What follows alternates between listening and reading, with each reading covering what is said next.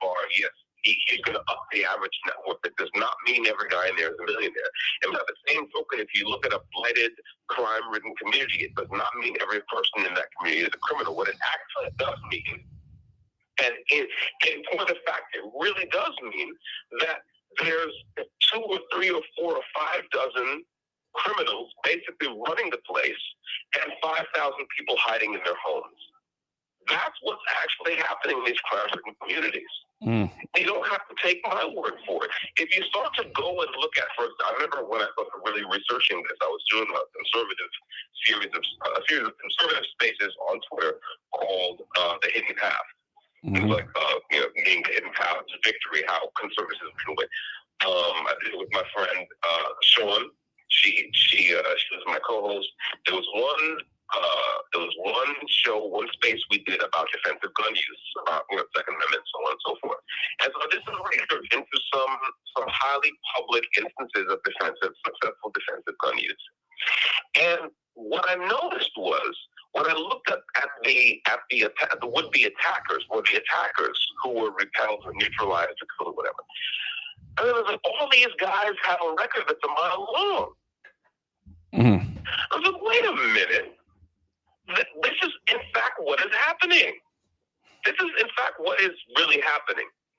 And you start to think, like, this is exactly what's happening, is that you have a relatively small population of offenders who offend and reoffend and reoffend and reoffend, and they end up back on the streets, and they give you a very high crime rate. Well, that would give you a very high crime rate. It doesn't mean most of the people in that neighborhood are criminals. Right. It means you have a relatively small number of people doing much. And listen, this is an old concept. I mean, there's a name for it. It's the Pareto principle. 80-20. 20% of the people doing 80% of the work. And then you start to think about the so-called conservative philosophy toward policing, which, as far as I can tell, just involves, finding the knob that's labeled force and turning it to 11. Now, you think about this. You're like, come on, okay, I mentioned the thing about Bill Gates walking into a working class bar. Okay, a serial killer moves into a gated community. Now the murder rate skyrockets. Now, how should you best deal with this situation? Should you just start walking around and randomly grabbing young men and throwing them up against the wall? Right. Is that going to get you somewhere, or is that just going to alienate you from the population, from the people who you need to talk to you to be a competent investigator?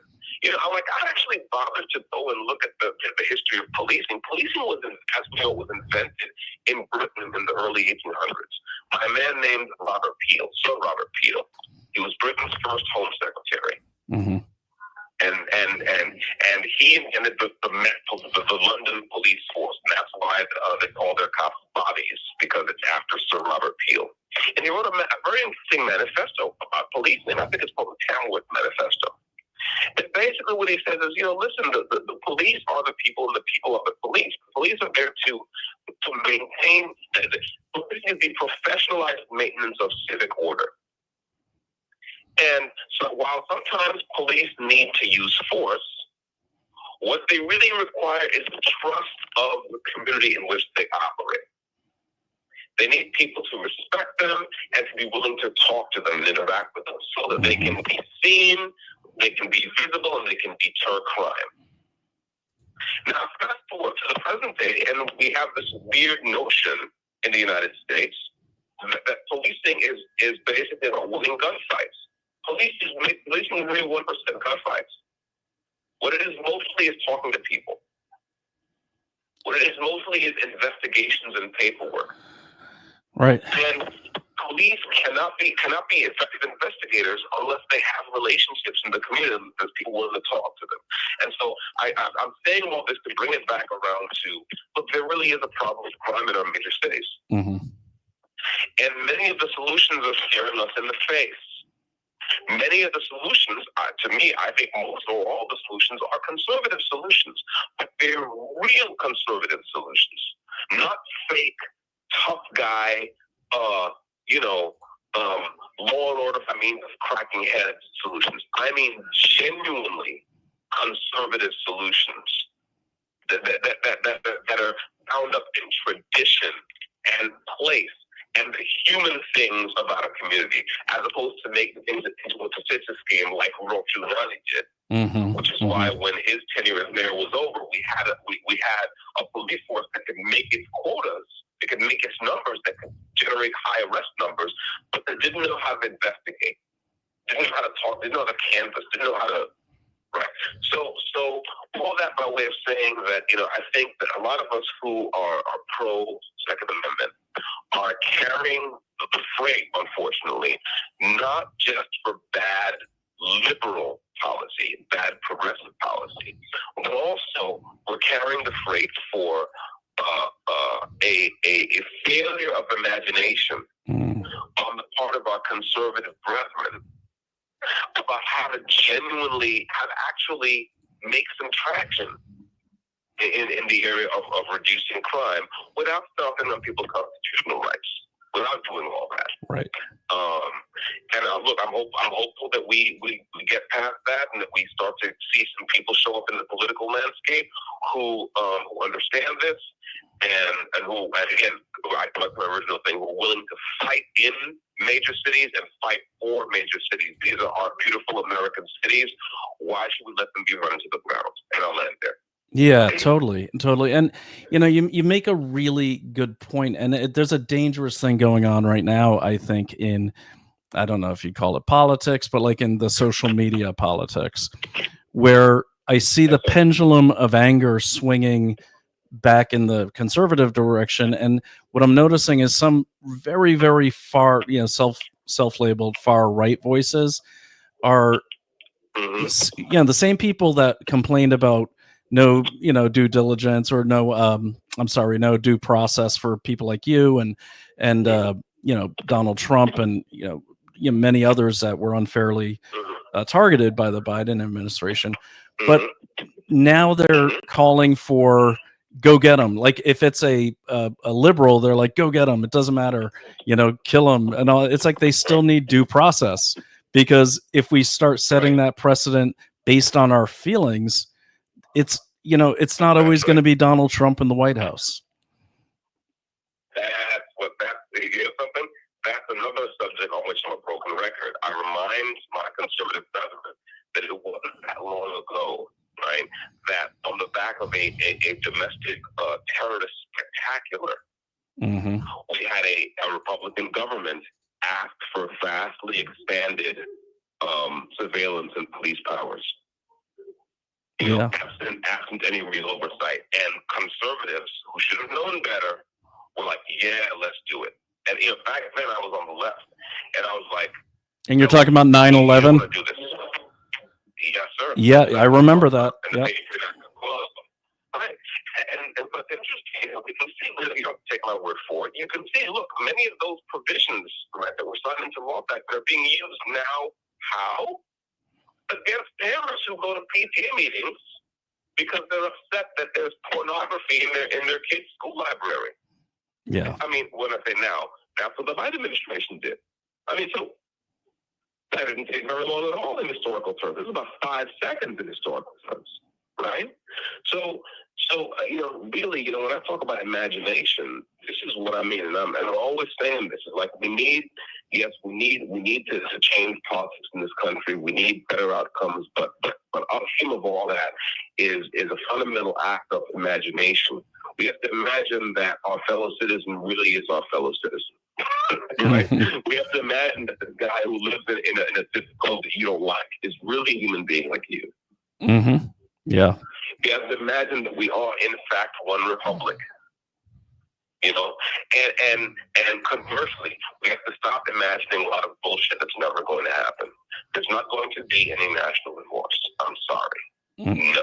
Wait, say that last part again. Say that last part again. And really quickly, Dexter, if you could give me a second. For those of you just joining us live, and Dexter, say hello to over 1,000 people already. But I am on the phone with my friend Dexter Taylor, aka Carbon Mike, who was wrongfully targeted and sentenced to 10 years in prison for legally assembling guns as a hobby in his Brooklyn apartment. And he's obviously appealing it right now. He's speaking to me from, see if I can pronounce this. I got it in front of me. The Kosaki Correctional Facility, which is fairly close to me, actually. So that's what we're on the phone with now. If you don't know his case, I'll put a bunch of articles in the. I'm going to put some articles in the description. But Taylor, Dexter, go ahead and say hello to everyone who showed up, and thank you everyone for showing up. You got hello, the mic, everybody, and thank you, and God bless you for showing up, and thank you for listening. And I just want to say really quickly to the audience. If it seems like I'm talking over Dexter, there's a delay because they route these calls through recordings, and so that's what you're going to hear. So you might hear that. I'm not being rude or trying to hog my own mic. But the other thing I want to say is Dexter called me tonight out of the blue. I was so glad to hear from him because I had no idea how to contact him. And we did an interview about 2 years ago before you went to prison, like 3 days before you went to prison. Yeah. And when I met Dexter, I met him online. We talked for hours. And finally I said, I'll just turn on the camera. Let's get your story out. And so he called me tonight. And one thing I got to say about this man, in addition to him being like, Thomas Jefferson genius level future president, I hope, is that, and immensely curious in everything, which is why he got into guns. But what a nice person, because he's calling me from prison, a maximum security prison. First thing he asked me is how I'm doing. How's my wife doing? Really selfless, pure, awesome soul here. So I'm glad that me and my friend are reunited, even if it's only over this little cell phone you see here on this stand with the speaker on that you can hopefully hear. So I'll give you the mic. Hey, thanks, brother. You're making me blush, which should be impossible. Don't blush too much. Yeah, man. Like I said, I'm just really grateful, for you, handing me a microphone and for making this happen on essentially zero notice. Yeah, thank you. Yeah, I started the podcast in a raincoat coming in from my car, and the with the dog staring at me accusingly that I was gone all day at the VA hospital. So that's where we're at. That's the beginning of a good spy novel. The podcaster who came in from the rain or something. I like it. See? Yeah, just yeah. So yeah. We were talking about this active imagination that's required in my opinion, on the part of conservatives especially. I mean, really not everybody, but again, I'm talking to the people who are closest to me politically, or should be close to me politically. And it's this active imagination. Imagining ourselves as really being one of the public, and conversely, dispensing with kind of childish and futile active imagination. What I was saying to you is that there is not going to be any national divorce. Mm-hmm. It is not going to happen, okay? Because why? Because a government that spent $1 trillion to bring Jeffersonian democracy to the Hindu Kush is not going to leave you alone because you moved to a log cabin in the woods, bro. It's not going to happen. Mm-hmm. Okay? Mm-hmm. We're going to figure out, we Americans, we as American citizens, our American family, we're going to figure out how to love each other or perish. Those are the options. Yeah. Well said. And so I really want people to take that to heart. They can't sense right now, like in the ideal scenario, you would say there is definitely a place for the left and there's a place for the right. There are two different kind of political impulses, what have you, and that's really okay, fine. But right now, the left is crazy, but it's beyond crazy. So conservatism needs to win, in my opinion. Absolutely. But conservatism will not win. Conservatism will not win unless it starts to, and when I say win, I don't just mean a Republican getting into the White House. Listen, yes, personally, personally, even though I'm politically homeless, I'm obviously happy that Trump won this last time and that horrible woman lost. Okay, but the fact is that many of the things that are plaguing us are happening in the cities and states. You know, the cities and states that are being run into the ground are in fact cities and states, and the president can't stop that. So we need conservatives, real conservatives now, okay, to consolidate their gains and to fight in and for cities as if our cities matter, because our cities do matter. And by the way, what kind of dumbass strategist looks at the battlefield and says, you know something, before we do anything else, we're just going to give up all the high density communication nodes. Oh, right. Isn't that crazy? Like I get so mad at people when they're like, oh, New York's lost or California's lost. It's like, I'm not giving these incredible places to Marxists. That ain't going to happen. Exactly. No, that's exactly what I'm like. No. No, the answer is no. You know, so that's the kind of spirit that I want to hear from my fellow conservatives. Unfortunately, a lot of them talk like losers. That's just the reality. Yeah. And here's the thing: I don't want losers around me, bro. You know what I'm saying? Like right now, today, I am in the fight of my life. Yeah. I don't want losers around me. I want people who are ready to fight. You know, and listen, given where I am, I mean, I'm sorry to pull rank, right? But in light of what I've already given up for my conservative values, in light of where I am, okay, there is no excuse I will accept. None. Like, I'm done. I had very little patience with it before, but now all is lost nonsense. Like, I'm not interested. Oh, okay? Yeah. You're talking about the black pills, man. Yeah, exactly. I'm like, look, right. Yeah. I'm like, look, person who gets to walk around in the street and breathe free air and sleep in his own bed at night. Calm down. You know what I'm saying? I haven't given up hope. I don't think all is lost. And I'm in prison. So I don't want to hear it. Yeah. Right? It's like, you know, we you know, like God said to Job, gird up your loins like a man, because we got work to do. So that's the fact. I cannot wait till your lawyer. And is your lawyer doing a good job? Tell us where you're at with the appeals and everything. Oh, well, my legal team, as far as I know, filed the first brief in our appeal last month, April. I mean, my lawyer's fantastic. You know, he really had a Herculean task trying to defend me in the New York trial court. Yeah. And again, this was with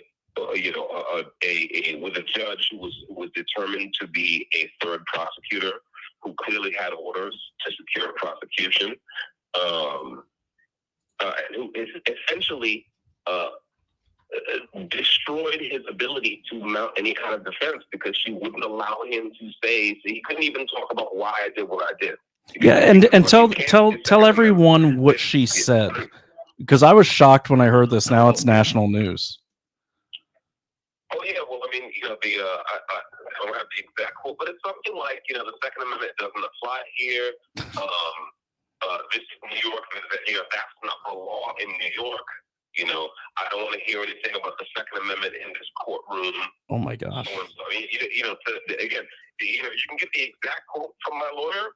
I think my friend Chuck Charles also has the exact quotes, but basically her thing was, you're not allowed to talk about the Second Amendment. Even when I took the stand, you know, I took the stand in my own defense, as you know, Brian, and you know, the prosecutor asked me, well, you know, did you have a permit for these weapons? You know, of course I'm like, yeah, of course I built those weapons. They're mine. You know, right? Well, did you have a permit for these weapons? And I said, yes, I have a permit. It's called the Second Amendment. Objection. Strike the record. And then he asked me, what did he ask me? He said, well, you know, what was the date on this so-called permit? I said the date was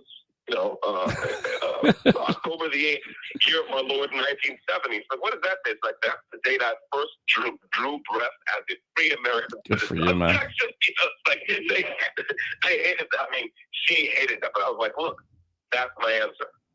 That is my answer. And that's the right answer. That's the legal answer. And yeah, stop me if I'm wrong, but I could have sworn that I didn't realize that New York, the New York Communist Manifesto or whatever they call their constitution here. I didn't know that. I didn't know that that trumped the U.S. Constitution. You'll be happy to know. Really quickly, you'll be happy to know, Dexter, that a lot of judges are getting arrested for harboring illegal aliens. I really hope she's one of them. Listen, we're turning over a lot of rocks, and we're seeing a lot of creatures snuffle out of the way, and it's good to see. Mm-hmm. But yeah, this was you have 1 minute left. My lawyer's task in court was again almost impossible, and she made it so. But he did a great job. He's a great human being. He is 100% on side, and we're hoping to get some kind of relief in state appeals courts. We won't get any Second Amendment relief there, but possibly due to some of the irregularities in that trial. And of course, we have to remember that the Department of Justice Task Force, the Second Amendment Civil Rights Task Force, is now going to individual states and asking rude questions. And so we can't wait for Harvey Dillon to get here and start asking rude questions about what New York State is doing and why New Yorkers are being denied equal protection under the laws of this republic. We can't wait. You got a little more time? You want to keep going? Thank you for using Securus. Goodbye. All right. So he is calling from this place. So he will be back as soon as he gets back on the line. I just got to wait. His mother is facilitating the call, so that's what you'll hear come on. So in a nutshell, his judge basically said she doesn't want to hear about the Second Amendment in her courtroom. So for all of you watching this, tweet this out to, tweet this out to Harmeet Dillon. I do follow Harmeet, and she follows me. I'm happy to say, but definitely get this conversation out to her, because we need to keep cases like this in the public eye, because this is a total injustice. I'll go deeper into the details of the case probably on the recording of this once I edit it. I'm just trying to give Carbon Mike, whose real name is Dexter Taylor, a chance to really get out what he wants to get out, because this is more important that he talks than I talk. You might see me typing and stuff. It's not that I'm not listening. I just self-produce, so I'm pulling up articles that you're seeing on the screen, and that's what I'm doing here. But if you do have questions or comments, please pop those into the Twitter or Rumble chat. I prefer you do the Rumble. The link is in right there in that X post. Hey. Hello? Yep, Hello? I'm here. I'm here. There we go. Oh, there we go. Oh, okay. Okay. I was saying hi to my mom. She is. We're How's your mom? How's your mom doing with everything? How's your mom doing? My parents are doing very well. Thank you. I mean, they're. I call them just about every day, and I try to keep them laughing and keep them in good spirits. Mm-hmm. And one of the things that kind of sustains me is that they're okay. Yeah. And that from day one they were on my side, because once I studied, my father is like kind of a prosecutor of the family. You know what I'm saying? Mm-hmm. And he loves me, but if you screwed up, you don't want to hear nothing. Sounds like my dad, God rest his soul. Yeah. There you go. But I explained to him what the situation was. I explained to him about the law and the Constitution, what have you, and how New York State was out of line. And Yeah, my parents are 100% on side. I mean, they understand. They understand that I didn't do anything that the family should be ashamed of. You understand what I'm saying? But they Yeah. understand that Yep. I didn't do anything to bring dishonor to their name. You know, and same thing with my neighbors. By the way, I told when I bailed out of Rikers, I went home. I went to my parents' house that night, and they drove me home the next day. And when I got back home, I talked to my neighbors about what happened to me. They were all angry at the government. Oh, that's good to hear. They were all like, what's wrong with these people? Neighbors in Brooklyn. Neighbors in Brooklyn. That's right. I live in a, for the record, I live in a Black and Latino working class neighborhood in Bushwick, Brooklyn. Right? We have a place in Flatbush, and it's all working class. Okay. Yeah. There you go. Exactly. So I know all my neighbors. And many of them own their own homes, by the way.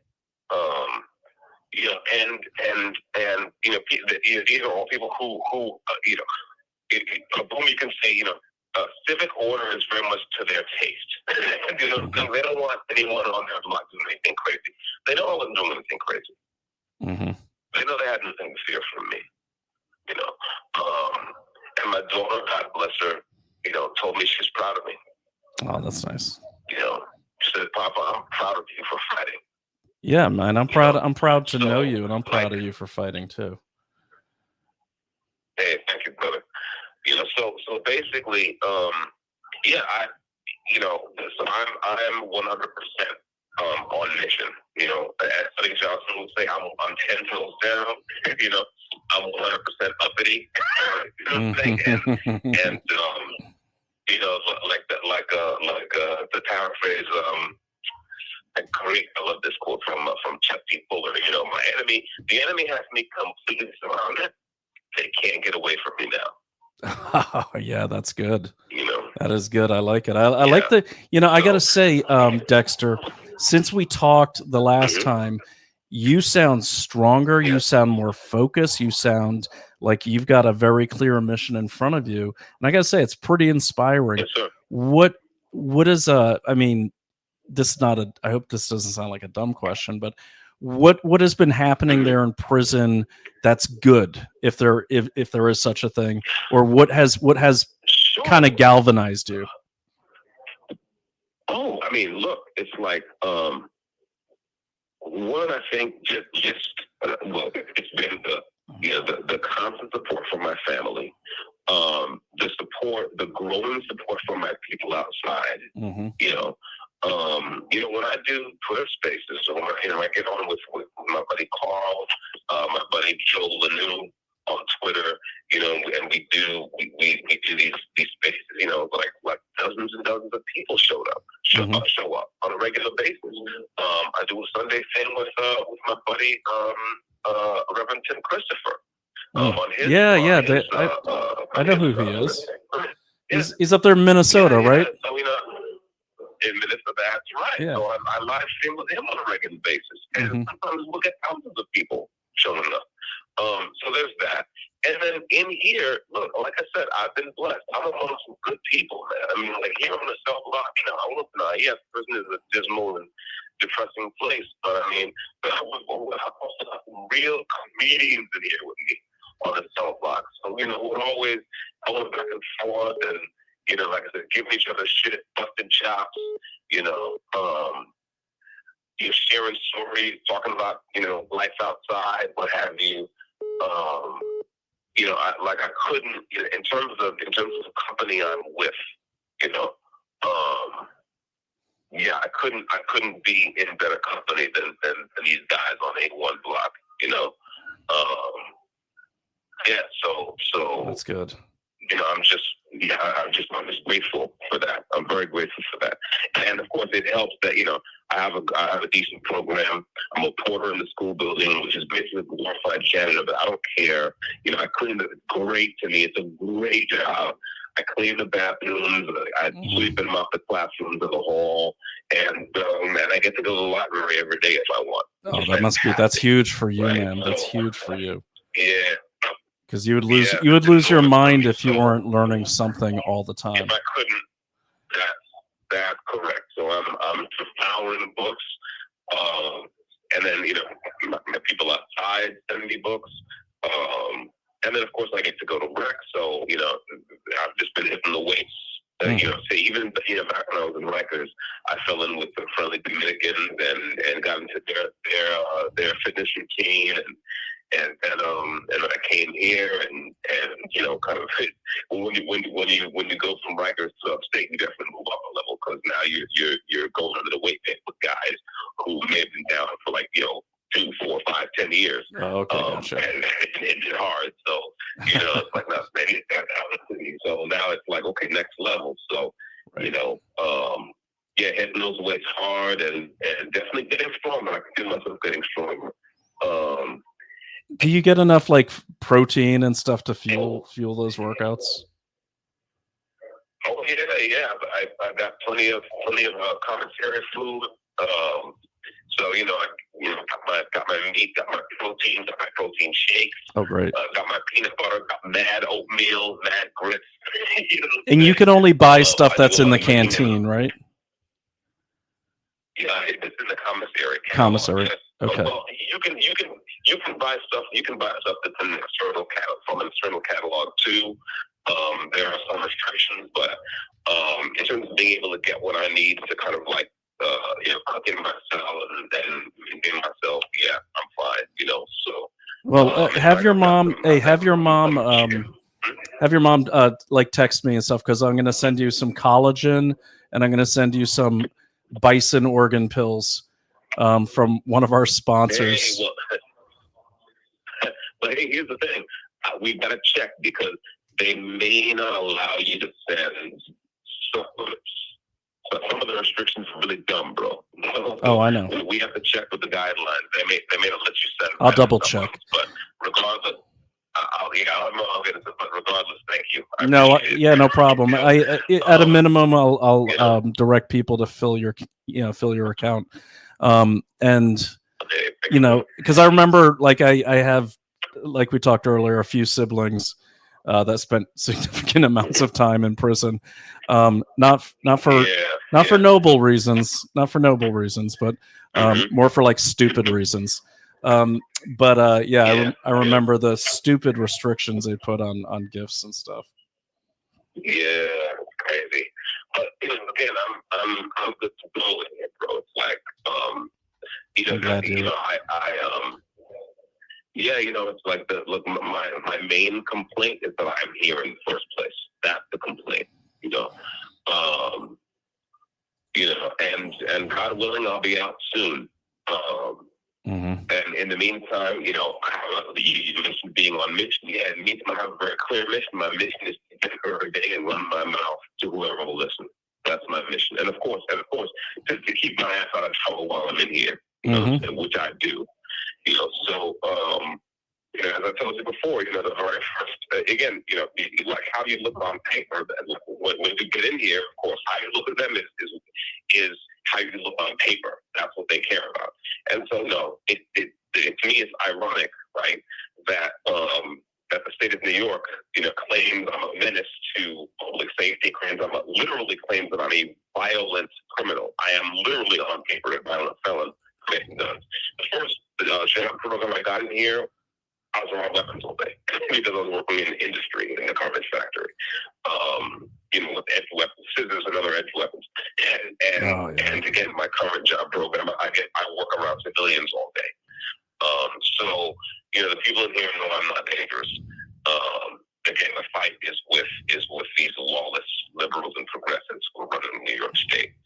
And God willing, we're going to start to see the back of some of them sooner than later. Yeah. So that's what to say. And of course, lots of praying. I don't consider myself a good Christian because I barely know how to pray correctly. But you're better than most. Yeah. Lots of Our Fathers and Hail Marys. You know what I'm saying? And just really trying to do right by my fellow prisoners. Really if I have a chance to do someone a small favor, I will. Mm-hmm. It's like the kind of, people who know me, it's like I'm pretty much like the way I am in the street, I pretty much am in here. So I can treat people with a baseline level of respect, Mm-hmm. And I try to be a good neighbor. You know what I'm saying? Yeah. Hey, so yeah, Dexter, really quickly, it was interesting what you told me earlier. Let's talk about who's guarding you right now. This was a bit shocking to me. Oh, yeah. Well, you mean the thing about the corrections strike? Yeah, because it never made the news, or barely made the news. Oh, yeah, that's right. There was a major corrections officer strike across New York State. In most or all of the facilities across New York State, corrections, some number of corrections officers were on strike. It was a wildcat strike, so not sanctioned by the union. But it affected just about every facility. And so here at Coxsackie, a lot of guys left to go on the picket line. There was a skeleton crew of officers and sergeants and so on and so forth. And there were civilians as well helping. And then during the strike, the governor called in the National Guard to help kind of fill the personnel shortfall. So National Guardsmen are still here in the prison today. We see them every day in the hall. And this started in February, so you have National Guard who are augmenting the corrections guard force. Yes, sir. Gotcha. Yeah, the strike, I believe, was late February, and then, is that right? Yeah, late February. And March, and at first it was just the COs, but very, very quickly the governor called out the National Guard, and then we started seeing them, and so on and so forth. So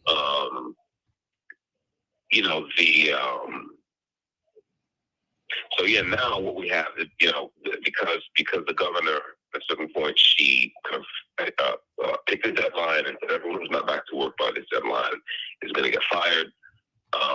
That deadline passed, and the people who weren't back to work did get fired. And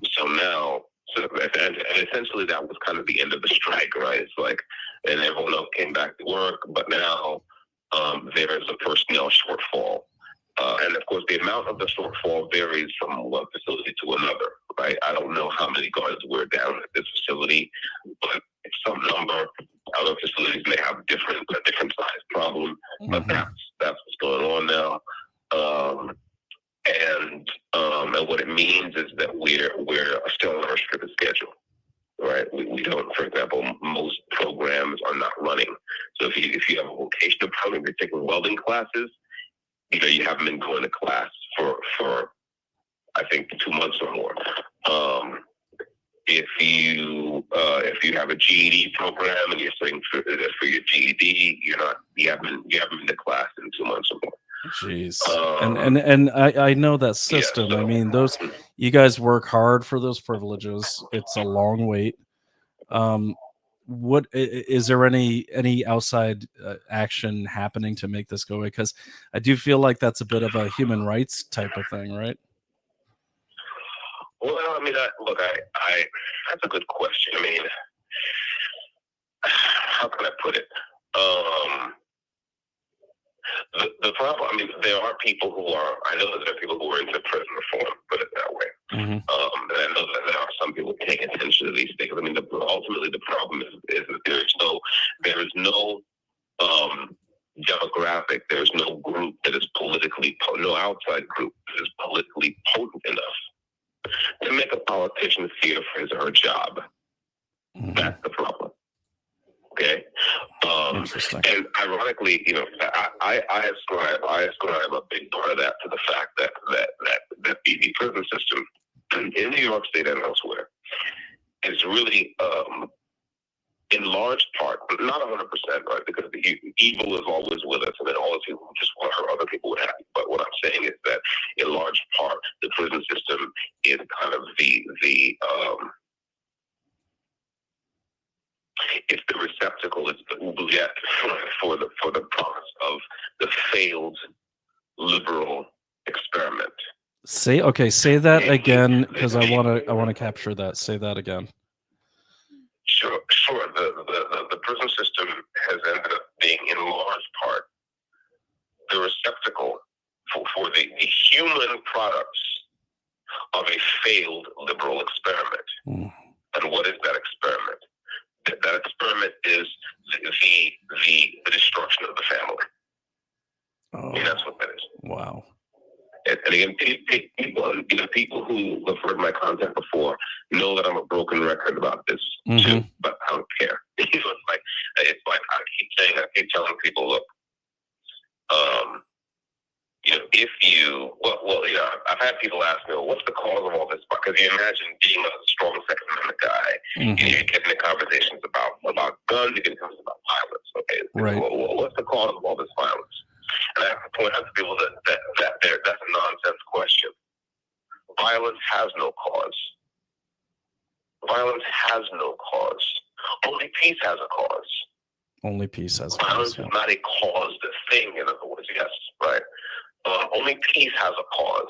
In other words, the question is not why is there violence. The question is why is there ever peace anywhere? Violence is baked into the cake with human beings. Is what you get. So the question we ask is, like, who has dismantled? What are the systems that cause there to be peace at all, and who has dismantled them? And it seems clear to me, and a lot of guys like me, by which I mean, Black guys who are either in the working class or who grew up in the working class. It seems clear to us, right, that this is exactly what happened with Welfare 1.0. Is at a certain point the state said, you know something, we're going to pay young women to have babies they can't afford to raise, and fathers don't need to be in the picture. Wow. Okay, well, that's, you're paying for the destruction of families. What's the problem there? Well, the problem there is that the family is the core of civilization. It's the foundation stone of civilization. If you destroy it, you get barbarism. You destroy the family, you destroy civil society. You destroy civil society, all hell breaks loose. So why are you surprised that there's violence? Why? You shouldn't be. And you're not going to really get a handle on this unless you decide to put an end to the experiment of doing away with families. That's how that is. So now, going back to the original thing, why aren't there more people? Why isn't there more kind of pressure on politicians to do something about what's happening in prisons? Well, because what you have is kind of the remnants of kind of these broken families. You have guys who've got like 5 or 6 girlfriends, right, and kids with all of them. Well, those girlfriends are never going to be a coherent anything, right? As opposed to, 5 guys who among them have 20 girlfriends. That's just a bunch of women out there doing their thing. 5 married guys whose wives are out there waiting for them to come home. Now that's something, right? Those are 5 wives, the 5 people who are going to call each other, who are going to network, who are going to get a mailing list together, who are going to do whatever, who have a mission. You see what I'm saying? Yeah. And don't have to be jealous of each other because they're all part of each separately. They're all part of those respective families. You see what I'm saying? It's families again. That kind of that are going to constitute the demographic that can, hold politicians to account. We've had killings in the prison system here in New York. I mean, there was one at Marcy Correctional. There's another one at Midstate. I think one of the officers involved in the Marcy incident just pled down to manslaughter, first-degree manslaughter. Oh, here's a bit of irony. That officer who pled down to manslaughter for basically helping beat a handcuffed inmate to death. Jesus. He was allowed to go free on bail between he was convicted, of course, because he pled down, and he gets to go free until he's sentenced. You're joking me. Nope. And listen, here's the thing. But I'm saying when I was convicted, it was straight to Rikers because I was a quote-unquote violent felon. Now, I didn't go to law school, right? I'm not an attorney, but I think manslaughter is a violent crime. Well, I mean, The video is shocking, man. Well, yeah, and I want to just reiterate what you said earlier, for the audience who's just joining us, and for those just joining us, I am not talking over Dexter. There's a delay, This is the delay, yeah. because they're recording this, obviously. So, but Dexter, why don't you point out for the audience again what is considered in your case being what was it, a violent felon, the possession of a firearm? Yeah. Yes, the possession of a firearm. If you own a firearm in your home without having asked the state for permission, that is considered a violent felony. They just wrote that into law. I'll tell you another fun thing. If you have in New York State, say you have a pistol on the table. Mm-hmm. If you've dumped the mag and you've racked the slats, nothing up the pipe. Okay, nothing in the chamber. So you got a pistol on the table, unloaded, and you have a round of compatible ammunition sitting on the table, next to the same table. According to New York State, that pistol is loaded. What? I shit you not. Yes. They consider it loaded if it's in the vicinity of ammunition? That's exactly what the law of New York State says. Are these people insane? Exactly like that is what? Bro, look, again, this is what happens when you let liberals and progressives have their run in place. Let's be honest. It's like a Kafka. It's like a Kafka novel, man. Yes, totally. Good Lord. Exactly. Even it's worse than a Kafka novel because at the end of the day, you can close a Kafka novel. Right? Yeah. Good point. And go have a cocktail. We're living in this shit. Well, be careful. Be careful when you go out for a cocktail, because if you don't like because in New York, if you don't like a dirty martini and they happen to walk the glass by a bottle of vermouth, it's now dirty. That's hilarious. It's like the bottle was on the thing next to it, so it's right. I just made that up. Yes. That was pretty awesome, I have to say. There's all kind of craziness to the law, but yes, it's just very, the irony is rich, right? I mean, there's all kinds of things. I mean, I remember before I went inside, there was footage of a woman who chased a cameraman down the street with a deadly weapon in the Bronx. Yeah. This woman, Shalene Rodriguez, she chased the cameraman down the street with a machete. I remember that. Yeah. Yes. Yes. Traipsed into the police precinct. Traipsed out the same day. Right? And again, my bail was almost $250,000. That's oh my God. So, yeah, that's what we're dealing with. But again, look, it's good. It's good that they're showing us who they are. So there's no mistake, there's no ambiguity, right? It's clear. So what we have to do, our political fight is also clear. Yeah. And so that's what I consider myself doing every time I get on a mic. And you get on this. Yeah, and get on this mic as much. I always learn a ton from you. So right now on the screen, I put up section 6 of the New York Code, section 265.01. Criminal possession of a weapon in the 4th degree. I'm not going to read it all. We don't have much time left. And by the way, before we get cut off, because it could happen anytime, I just want to ensure that that you might want to give him a shout out. I just want to make sure he's your friend. I think I've seen him on a space with you, but I put up where'd it go? Yeah, you are a smartass, Carl. Oh, that's my man. That's my main man. Carl that's my brother right there. Good. Shout out to Carl if he's listening. God bless you, brother. I don't know if he's listening, but he wrote this really great essay about you, and it's pinned to his profile. I'm putting this up on the screen now, so people know who you are. Yeah. Well, yeah. I think he mentioned that to me.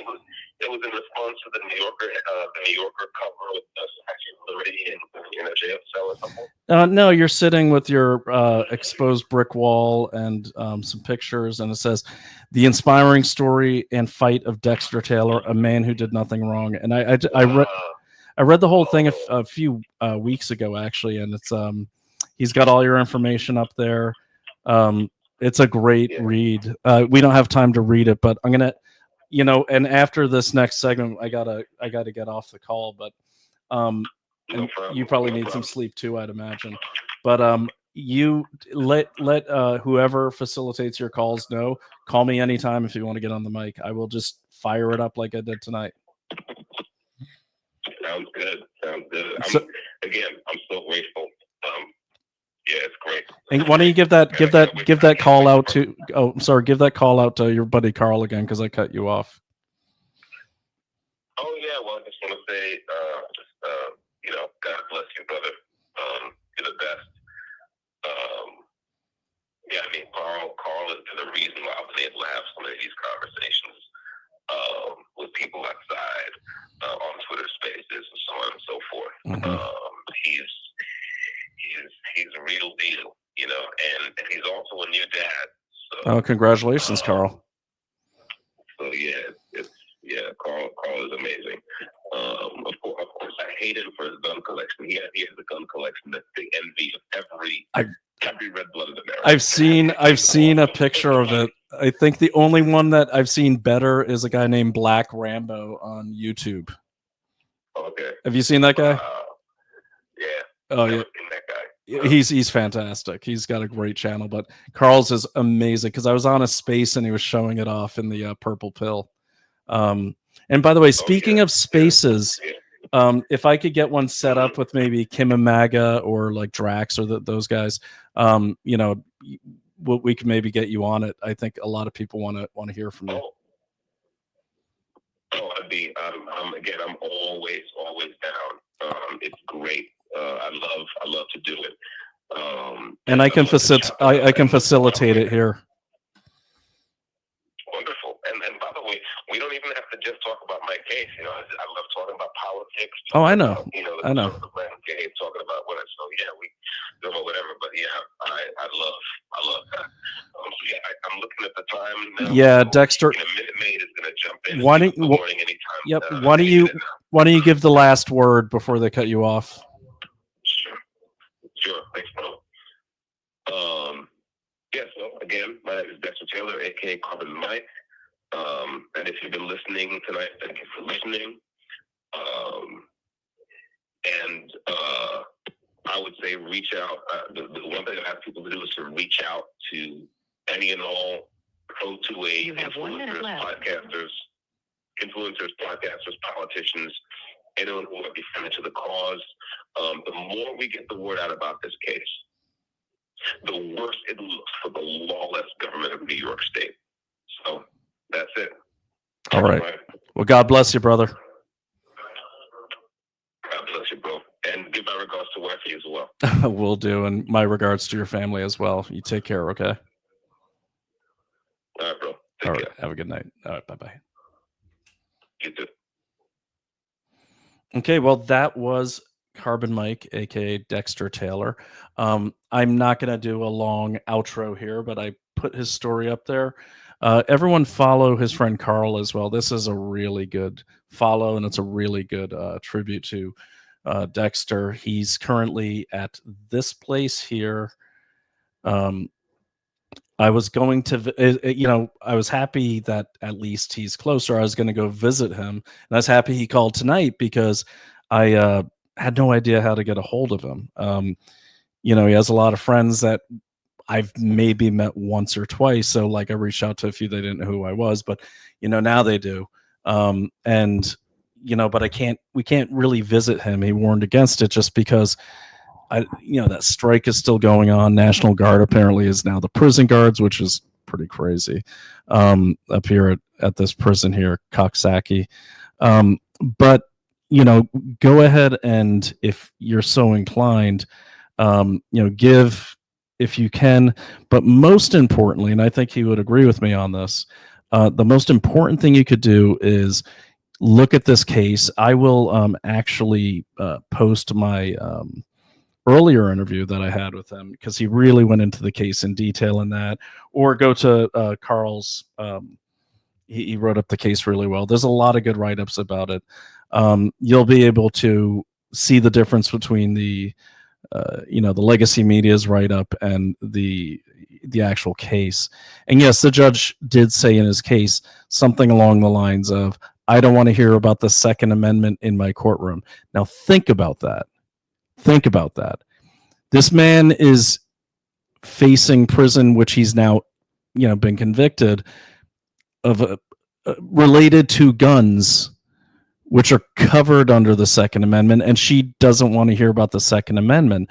What that tells me is that this judge here, let me put her up.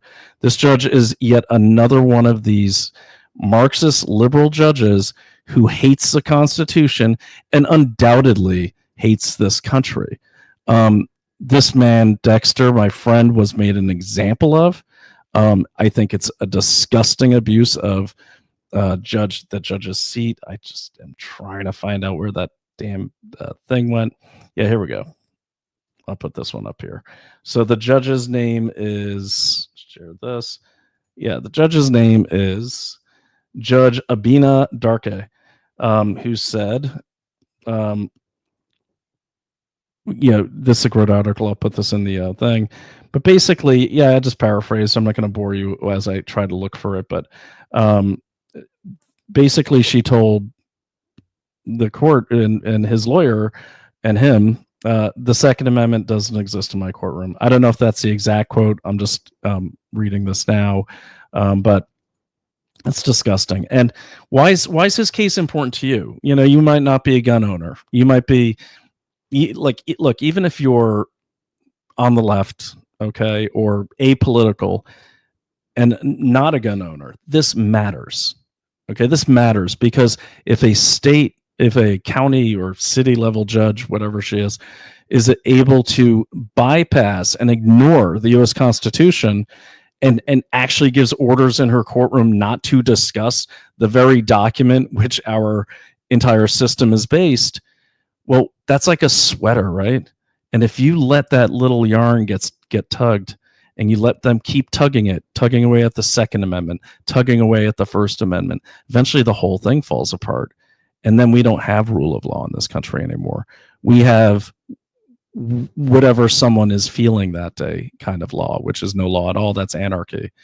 So this case is extremely important because, look, I wasn't kidding. I've had plenty of criminals in my family, and and they're never guilty. Of course, my siblings that went to prison were in fact guilty. To the credit of my late brother, he was the first to say, "Oh yeah, I'm totally guilty."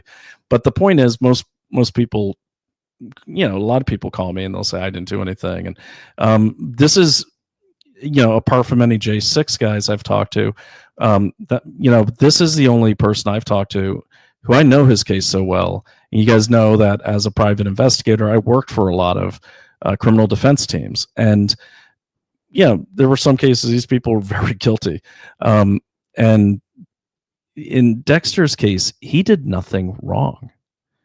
He was totally following the law.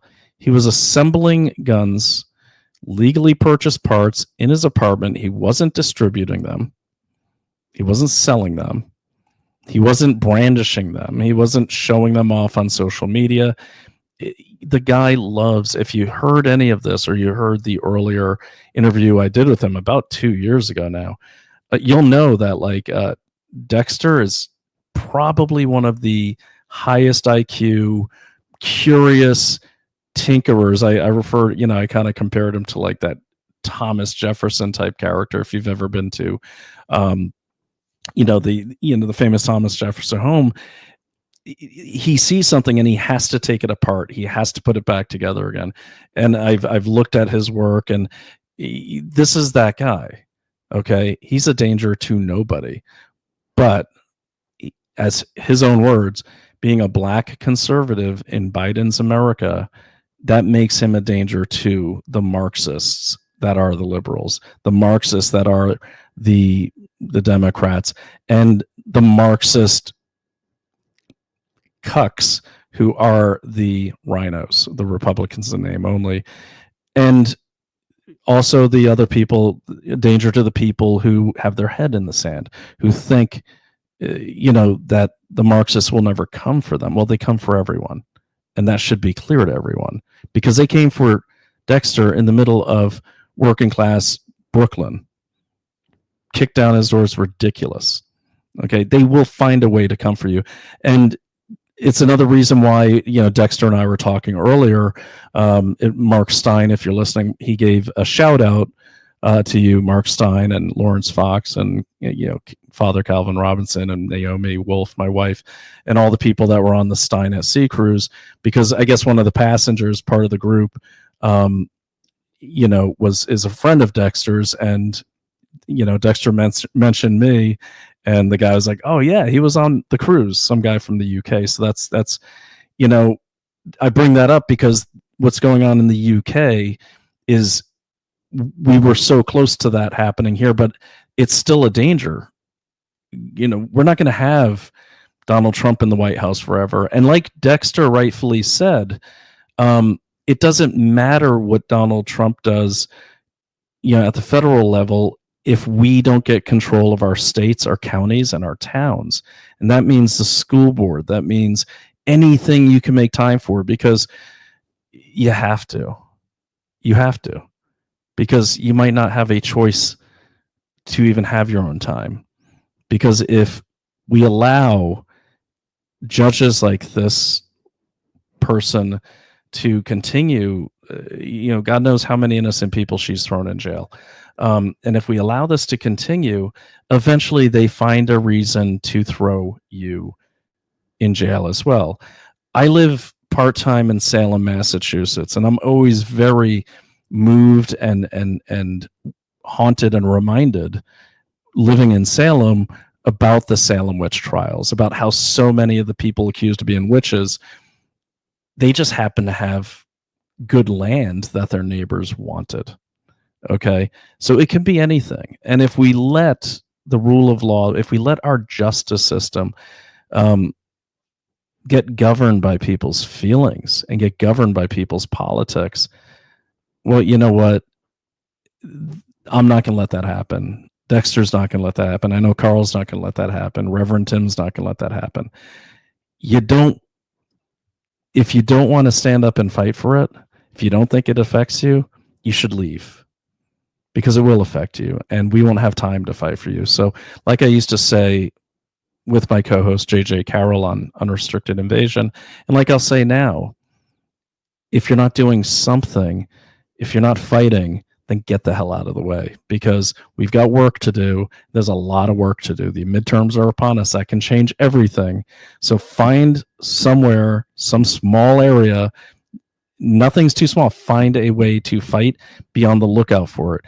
This show, Investigate Everything, the whole point of this show is to, me to show people how I investigate. I'm a trained intelligence analyst from the past. I spent 2.5 decades in the intel community, trained by several agencies and, in the military. But also I, did private investigations, corporate investigations.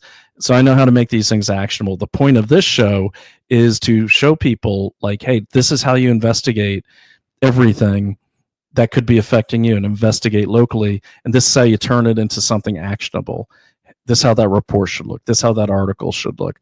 And why do we do that? Because it is imperative that at the local level, just like Dexter said, that everything is made into a no-go or a slow-go area for the enemies of liberty. So run for office, donate to whoever you need to donate to. Be one of those people like on Bannon's War Room who is part of the posse, calling your senator and saying, don't do this, do this. Don't let this person get confirmed. But you cannot at all, and hopefully everyone learned from this from the last 4, but really like 20 years, you cannot give Marxists an inch. You cannot give them anything they want. Nothing. Okay. If they say, hey, why do you care about this law? Why do you care about this law so much? It's not going to affect you. That means it's going to affect you.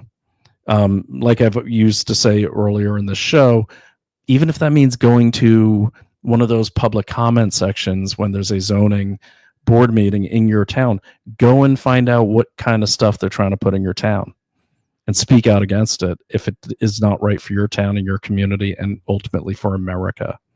Okay, because that's how they got in power before. That's how they do it. This is what communists do. This is what the Chinese Communist Party does. This is what their useful idiots here in America do. They start at very small level. They're almost like people that get access to your checking account. If you've ever had your checking account breached by criminal activity, what they do is they never like do a full withdrawal of your whole account. They'll just start charging little things, $5 here, $10 there, and you don't notice. And then eventually you do notice when you have no money in your account. So treat this country like anything that you need, anything that is precious to you, because this country should be precious to you, and examine it, investigate it, keep an eye on it, keep an eye on your town, keep an eye on what, the papers are saying, the legacy media. Also keep an eye on new independent media. Okay. I worked in propaganda for a long time. I'm going to go into detail on that next Tuesday on Dr. Dina's show, which is part of the Daily Clout lineup. But the thing is, you have to always watch the media because they will signal to you what their next target is. Again, right now their target is blue counties that flipped red. Okay, I'll put up the Oakdale piece I'm referring to. So anyways, I could go on and on. That was a really great call. I was so glad to hear from him. There's a lot more to that call that wasn't live. I was trying to set up the live. Dexter just called me out of the blue. I just walked in. It's about 8:00 at night. Just got done with a full day at the VA hospital. But thank God I know how to set these studios up quickly. So I did, because it's important that voices like Dexter's get out. And he's right. It's not just about his case.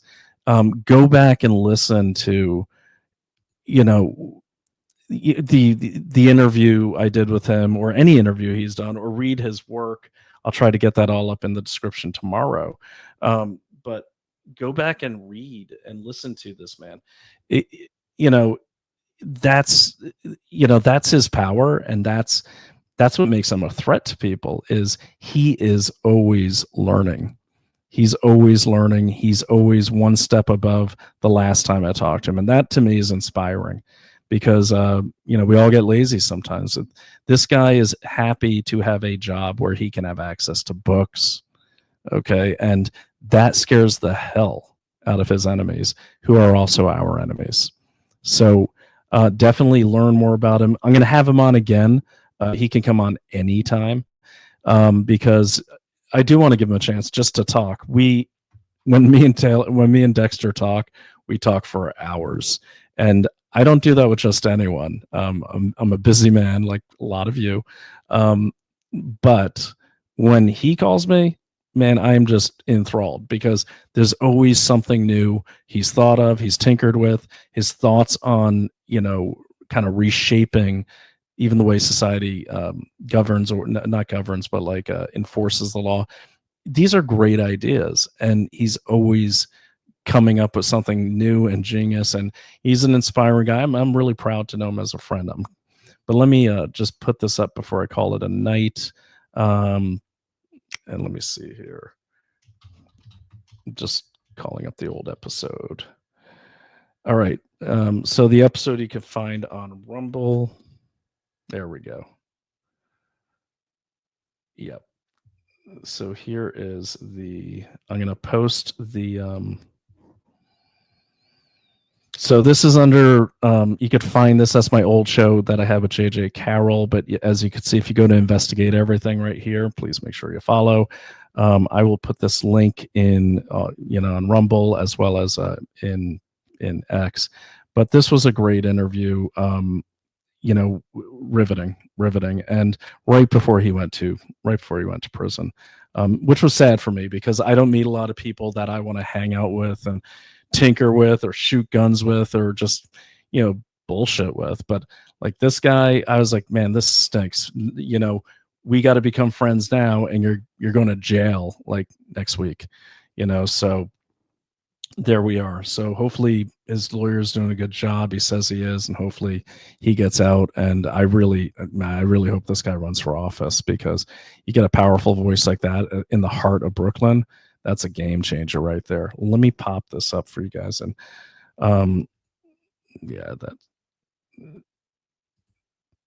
so this is right before he got out. So got thrown in. So let me put this in the X description here, and you will have it. Well, you know what? Yeah, there we go. Put it. So I'm putting that a link in the chat for you, and definitely share it. Everything like that. I'll break this down. I'm going to cut this into segments as well. I didn't want to talk and explain things. I was just explaining some context when I had to. But, the key thing was for him to get out what he wanted to talk about. So I think we accomplished that. So I'm very, very happy he got on this. So anyways, just trying to find this last link. And yes, for those of you who know me, I do apologize that I'm kind of bouncing all over the place tonight, but it is what it is.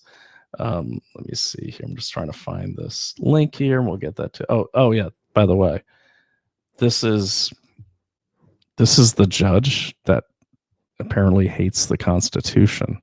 Let me just share this screen here. Yeah. And looks like someone set up a change.org. That's got 3,923 verified signatures, and now it's got my signature on there. So there we are. Go over there. I'll put that up as well. This is good stuff. These judges need to go. They need to go. And it looks like they're going, so that's good. Anyways, guys, I'm gonna call it a night. Thank you, everyone, for tuning in. I appreciate you. He really appreciates you, and I hope you could hear him okay. I had to just kind of hold the phone up to the mic because I didn't have time to set up a stream. But please, by the way, do support our sponsors. That's what keeps this show free. Let me throw up those banners. One of the sponsors, one of my favorite sponsors, that's why I was talking about bison organs, is we have many, but the ones I'm going to talk about tonight are the Wellness Company, whom I love. They're great. The Wellness Company is got everything. Thank God for them, because the ticks are out of control here right now. And I have my emergency medical kit, which is packed with doxycycline. And I don't even know how many times I've had ticks on me, but I walked in yesterday, and I'm so scared of Lyme disease. I walked in yesterday, and I had like 5 ticks on me. I didn't even like go into the woods. I literally walked from my car into the house, and there's ticks. They're in the mail. They're out of control this year. And I'm so scared that they're going to have Lyme disease, but other things too, like infections, splinters. It's landscaping time. So, it's just spring cleanup time if you're in the city. And so the problem is, if you do get like an infection and it gets worse, you're kind of at the mercy of some telehealth thing, or you got to call and you got to get your little pill. You got to go drive to get it. If you're in an area like this, you got to drive pretty far to go get that doxycycline pill or that amoxicillin or whatever else. That's why I love the Wellness Company, because in addition to many, many other great products, they have one of my favorite products, this one right here, the Contagion emergency kit, which is not just for like, a nuclear war. There's all sorts of stuff in there in case there's a Palestine, Ohio incident, or a contamination of your water supply, which isn't beyond the pale, not beyond the scope of possibilities now. That's one of their many products. The one I'm using is the Blue Kit, which is the emergency and medical kit. We have all the kits, and I highly recommend. You're just not letting yourself be at the mercy of whoever is running the public health, because public health is really the next place that the Marxists are attacking.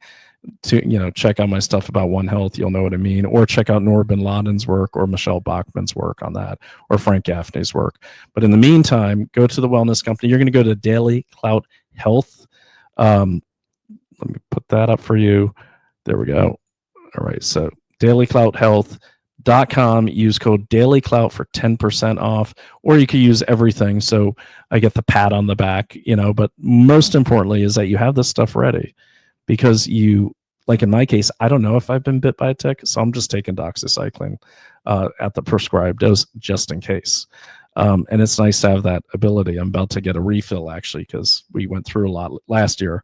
But yeah, check out dailyclouthealth.com. Use promo code DailyClout, get 10% off, and enjoy those products. Tell me what you think about their supplements. Their emergency medical kits are tremendous. You can scan that barcode right there. It'll take you right to that site. So we appreciate that. And by patronizing them, you're helping keep this show free. They help keep our lights on, and, so help keep their lights on. And at the same time, you're going to stay healthy and not have to go to, some weird vaccine clinic to get like an aspirin. Another sponsor, and these are the people that help me sleep at night. I get my magnesium, but also I'm over 50 now. And, collagen has become a very important thing for me. And I've added it to my diet. So collagen, that pretty much is the protein that builds, keeps your, healthy hair, healthy skin, healthy bones, healthy teeth, healthy nails. And most people stop producing this very valuable protein at about their late 20s. So if you're not, if you're not eating the right food, you're probably not getting enough collagen, and that will lead to bad posture, aches and pains, brittle bones, torn ligaments, you name it. And so Native Path is our sponsor, who offers a really great product. And what I do like about the collagen is it's tasteless, and I just put it in a shake every morning. Sometimes I'll just put it in my coffee. You don't taste it. Naomi will bake some stuff with it, and you just feel the difference. Like anything, you don't feel the difference when you start taking it. You don't become, suddenly feel like Popeye. But where I felt the difference is I went on that Stein at Sea cruise. I forgot my collagen, and after like 4 days of not having myself, I could feel the difference in a bad way, not having the collagen. So as soon as I got back, I, went ahead, and thank God I had some at, my house in Salem, and we just started, pounding that stuff. Collagen's really good. They also have other products like this is one of my favorite products I have. Let me just enlarge my screen for you. Nope. Okay. So this one here, Native Hydrate. There we go. Where's the camera? Everything's backwards. Native Hydrate. You could go to nativehydrate.com, but you could just actually go to Get Native Path or Get Native Hydrate. But go to getnativepath.com/dailyclout. You'll find these products too. What is this? This is my morning drink. It is electrolyte and an amino acid drink. It's all natural. This has, let me see, 1 gram of carbs. It supports hydration, recovery, muscle health.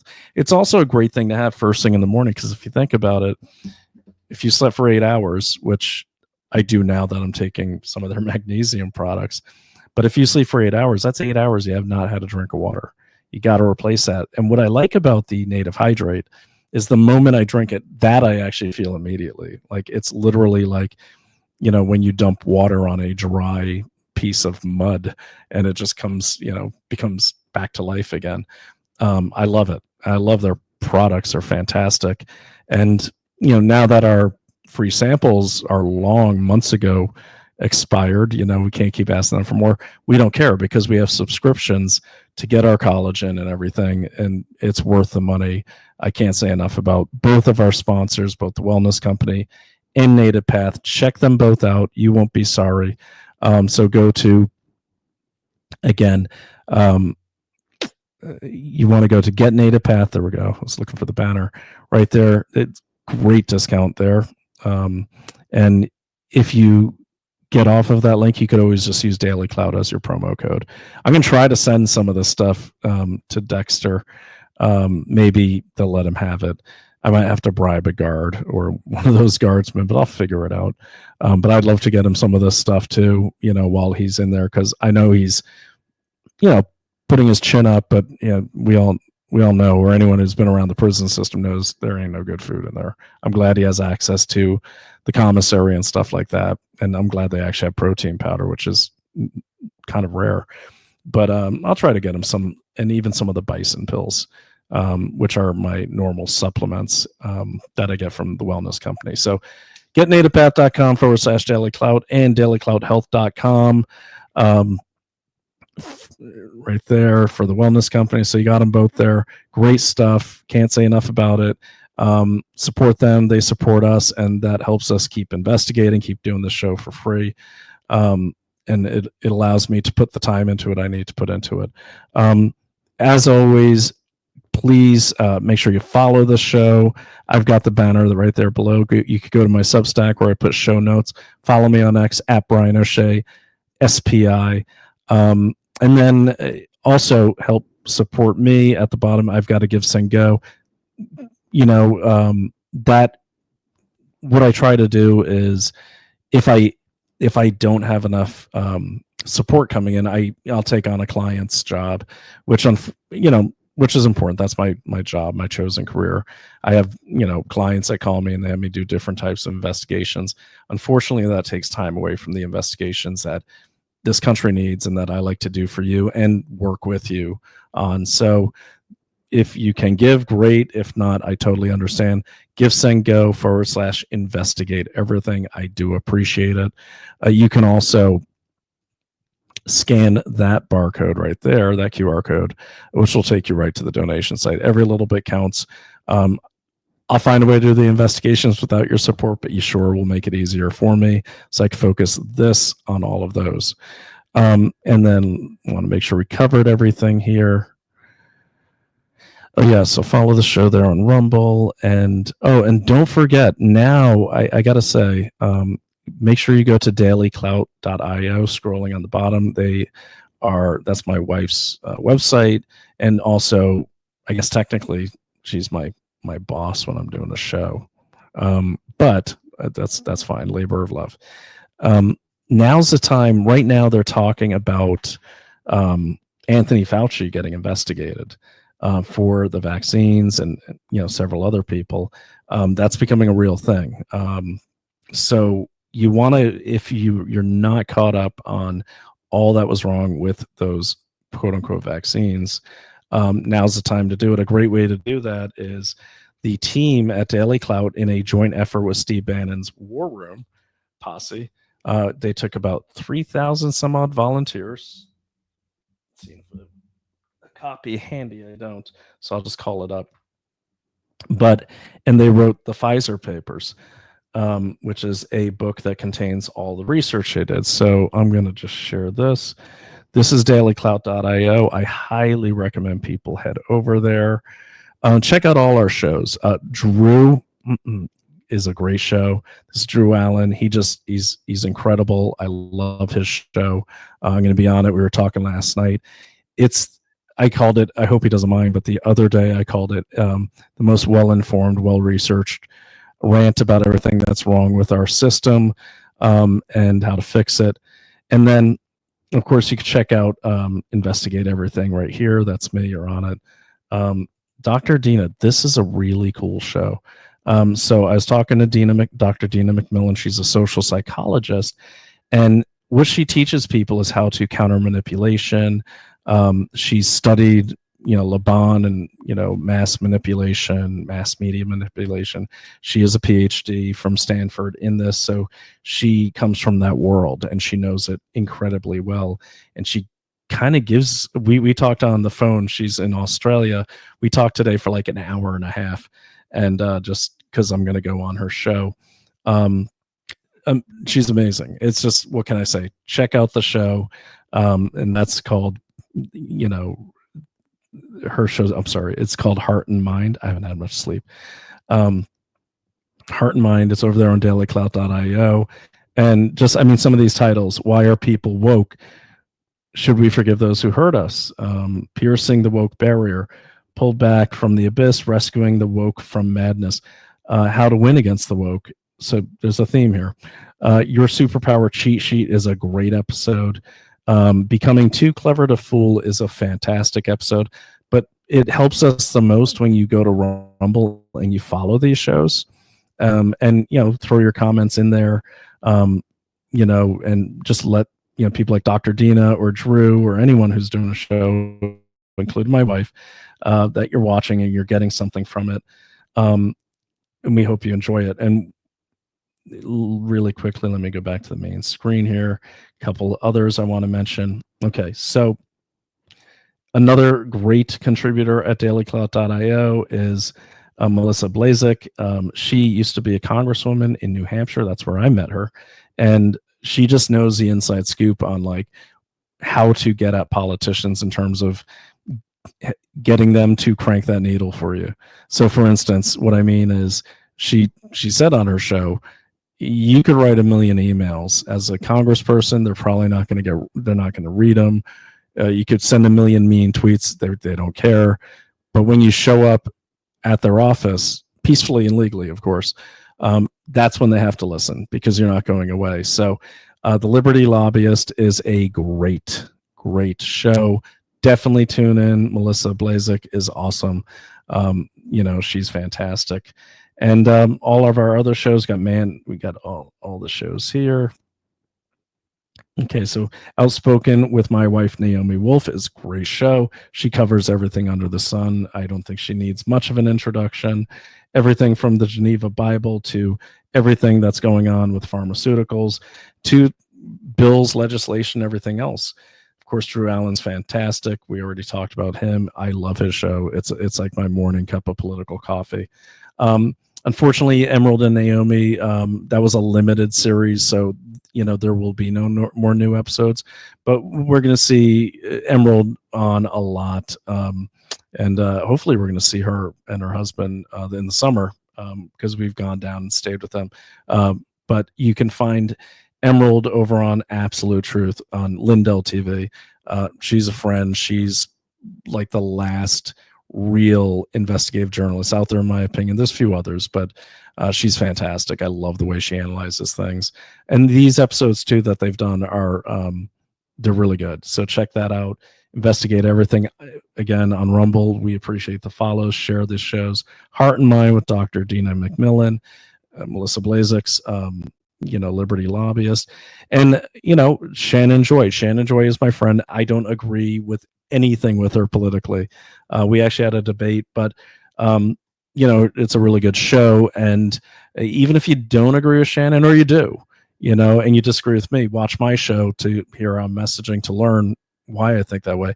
And that's why what I appreciate about Shannon is she's committed to her ideas and she's convicted. And I do respect that. Even though we don't agree, we treat each other like Americans should, and that's that we disagree politically, but we're really good friends personally. So, and same with her and my wife and everyone here at Daily Clout. So check out her show. It's a great show. I'm really impressed and proud to have her as part of this lineup. Seth Holhouse, Man in America, fantastic. Seth Holhouse is one of the best shows out there. Just in-depth deep dives on everything. And oh, look at that. He even has my episode up there too. So you can find my episode. I think this is the one I did with him on the Luigi Mangione case. Let's see if it is. Yes. So that's a good episode. I'll put that in the link. Not just because I'm in it. It's just he's a really good interlocutor, and I can't say enough about Seth. Finally got to meet him in person at a book signing party, and then before I forget, Sarah Westall, great show. She goes in depth. She's fantastic. Sarah actually interviewed me long ago. I think it was like 2012. And she interviewed me about the privatization of the intelligence community. It's an old show. I don't even know if it's out there anymore, but that's how she rolls. I mean, Sarah, she has the coolest, most interesting topics. So definitely check out her show as well. And check them all out. And then finally, before we leave here, the whole reason I came here is for the Pfizer documents book. So let me just type in that URL. But as we get ready for hopefully the Fauci investigations, I know they actually have begun. I know that it was recommended on Steve Bannon today by Tom Fenton that the Justice Department should move forward as if move forward without worrying about these pardons. Not every pardon is foolproof. Not every pardon is impenetrable. If it turns out that those pardons were done illegally or not even by Biden due to the auto pen gate, there are no pardons. So it'll be interesting. I think people do need to be brought to justice on the deployment of these mRNA shots, which killed and hurt a lot of people. But to prevent anything like that from happening again, and to get these damn things off of the public school vaccine list. It's insane that they're even still there. These things are banned in half of Europe, yet they're still trying to put them into our children. So reason I'm bringing this up, and I can tell I'm getting tired because I'm starting not to make any sense. But you can, that's embarrassing. Anyways, the Pfizer documents book, I will call IT about that. I don't have it in front of me, but you can get it. You can find it. Here, you know what? So you can find it anywhere, really. It is on Amazon as well. Oh, the Pfizer papers, that's what it's called. But what it is, it's a collection of about just a ton of reports that the Bannon and Daily Clout team put together. There we go. And just so people are clear, Naomi is not the author. Naomi and Amy Kelly are the editors. So I like to make that clear. There were a couple comments that basically they're like, "Hey, wait, I thought Naomi wrote this." No, Naomi didn't write this. So there we are. But it's the Pfizer papers. We'll call up a big shot of that. There we go. So you can find that on Amazon clearly, and there it is. This is an incredible book. I wish I had my copy in front of me because it is a dark work of art. Let me just put it that way. But it goes, I think it's 100 and some odd peer-reviewed studies. A lot of these volunteers are doctors, lawyers, statisticians, nurses, but a lot of them are just super smart people that wanted to get in this fight. They knew these vaccines were wrong. That's where the Pfizer papers came from. And, the forward is by Stephen K. Bannon. It's been out for a while. It is still, I think, a book everyone should have in their house. So go to Amazon or wherever you buy your books and just look up the Pfizer papers. Don't be fooled by those little weird AI people do these summaries of the Pfizer papers. You don't want that. That wasn't written by us. This is what you want. And it's a reference. Okay. It's not a novel. It's a reference. You may have gotten the vaccine. This is a great book to have to figure out what's going on. You could even look up things by symptoms. Definitely worth it. We don't really make money on this book. It was important to get the book out. I think we didn't break even, just kind of below breaking even, but that wasn't the point of it. So the point of it was to get this information out because I have a 13-year-old, and the more people that are fighting against these things being in the school system, the safer he's going to be. And no, I would never let him get that vaccine, and he didn't get it, and and he never will. So and now I'm putting a halt on all vaccines until we get to the bottom of what the hell's going on with vaccines. This book's a great place to start, and it's well explained, well annotated. For the really sciencey people, it's very sciencey, but for the people like me who just want the summaries, the annotations and the summaries are fantastic, complete with full color, sometimes very graphic graphics. So get your Pfizer papers, and I will fix the link on Daily Clout. But for now, you could even get that on Amazon. I highly recommend it. And every now and then we will give a few copies away if we see you at an event. We'll make sure you get a copy. All right, that's all I got tonight. I'm rambling, and I need to get some food and get some sleep. So thank you very much. It's been a great just a great episode with Dexter Taylor. I'm so inspired by him being in jail. He's more positive than most people I know. So I think we all can learn from that. I certainly have. I'm definitely hitting the gym tomorrow because he also reminded me that it's been a few weeks since I hit it. So be like Dexter. Have a great night. Talk to you later. Bye.